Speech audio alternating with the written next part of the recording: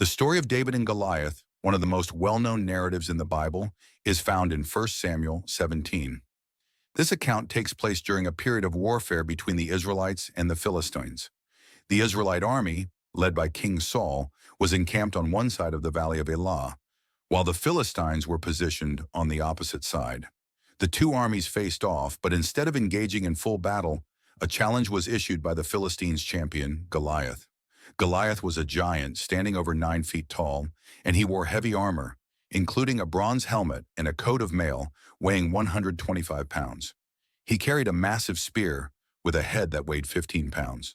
For 40 days, Goliath came forward twice a day, morning and evening, to taunt the Israelites and challenge them to send out a warrior to fight him in single combat. His words were filled with mockery. "Why are you coming out to line up for battle? Am I not a Philistine, and are you not the servants of Saul? Choose a man and have him come down to me. If he is able to fight and kill me, we will become your subjects. But if I overcome him and kill him, you will become our subjects and serve us." Goliath's challenge filled the Israelite army with fear. No one dared to step forward. For 40 days, the soldiers remained paralyzed by fear, unable to respond to the taunts of the giant. Meanwhile, a young shepherd named David, the youngest of 8 brothers, was at home in Bethlehem, tending his father's sheep. His 3 oldest brothers, Eliab, Abinadab, and Shammah, were serving in Saul's army. David's father, Jesse, sent him to the battlefield to bring food to his brothers and check on their welfare. When David arrived at the camp, he overheard Goliath's defiant challenge and saw the fear it caused among the Israelites. He was troubled by the fact that no one had stepped forward to face this giant who was defying the armies of the living God. David asked the men standing near him what would be done for the man who killed Goliath. They replied that the king would reward him with great wealth, his daughter in marriage, and his family would be exempted from taxes. David's older brother Eliab overheard David's questions and angrily rebuked him, accusing him of leaving his sheep to come watch the battle and of being conceited. But David was undeterred. He persisted in asking questions, and soon word reached King Saul that a young man was asking about the challenge. Saul summoned David. When David appeared before Saul, he boldly declared, "Let no one lose heart on account of this Philistine. Your servant will go and fight him." Saul, surprised by the young boy's confidence, tried to dissuade him, saying that David was too young and inexperienced to face a warrior like Goliath. But David responded by telling Saul of his experiences as a shepherd, defending his flock from lions and bears. He assured Saul that the same God who had delivered him from the paw of the lion and the bear would deliver him from the hand of the Philistine. Seeing David's faith and determination, Saul agreed to let him fight Goliath.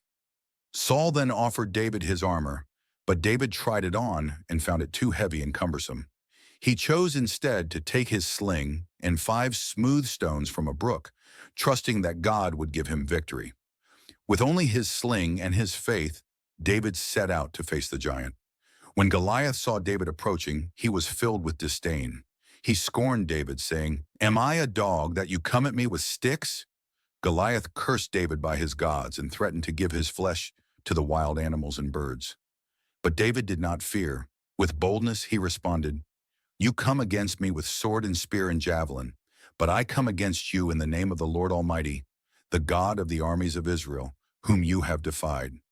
This day the Lord will deliver you into my hands, and I will strike you down and cut off your head.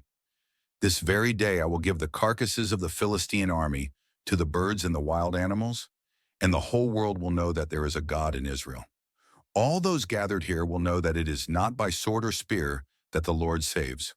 For the battle is the Lord's, and he will give all of you into our hands." As Goliath moved toward David, David ran quickly toward the battle line to meet him. David reached into his bag, took out one of the stones and placed it in his sling. With skill and precision, David hurled the stone at Goliath. The stone struck Goliath squarely in the forehead, and it sank deep into his skull. Goliath fell face down to the ground dead. David did not have a sword, so he ran to Goliath, took the giant's own sword from its sheath, and used it to cut off Goliath's head. When the Philistines saw that their champion was dead, they turned and fled in fear. The Israelites, seeing the Philistine army in retreat, charged after them and pursued them, defeating them in a great victory. This story teaches us several valuable lessons. Faith over fear. David's courage stemmed from his unwavering faith in God. While others were intimidated by Goliath's size and strength, David believed that God would deliver him, regardless of the odds. This teaches us that faith in God can help us overcome our fears and face seemingly impossible challenges. God's strength is greater than human strength. The story highlights the idea that God's power can work through anyone, regardless of their background or physical prowess. David was just a young shepherd, not a seasoned warrior, yet he was able to defeat Goliath because he trusted in God's power rather than his own abilities. The value of using what you know. David didn't rely on the traditional weapons of war like armor or a sword. Instead, he used his sling, an instrument he had mastered as a shepherd. This teaches us that we should not underestimate the value of our unique skills and experiences, even if they seem insignificant or unconventional. God can use what we have to achieve great things. Perseverance in the face of adversity. David's willingness to face Goliath despite the ridicule and doubt of others illustrates the importance of perseverance. He did not let the negativity or fear of others sway his decision to act.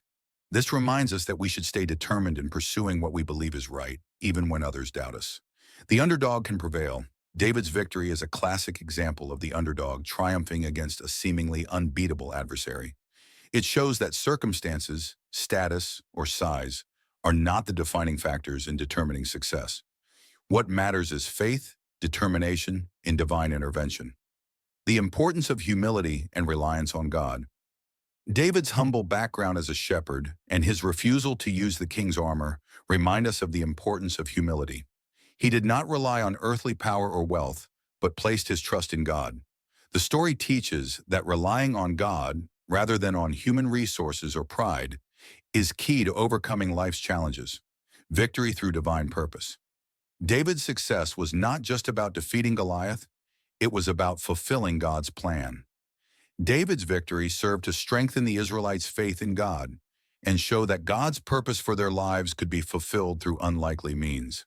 It reinforces the belief that our lives have a greater purpose, and when we align ourselves with God's will, great things can happen. In summary, the story of David and Goliath serves as a powerful reminder that faith, courage, and trust in God can help us overcome challenges and adversities that seem insurmountable. It encourages us to rely on our unique abilities, to face our fears with confidence, and to believe that with God's help, we can achieve victory, no matter how impossible it may seem. It also challenges the conventional notions of strength and success, reminding us that true power comes from God, not from human might or status.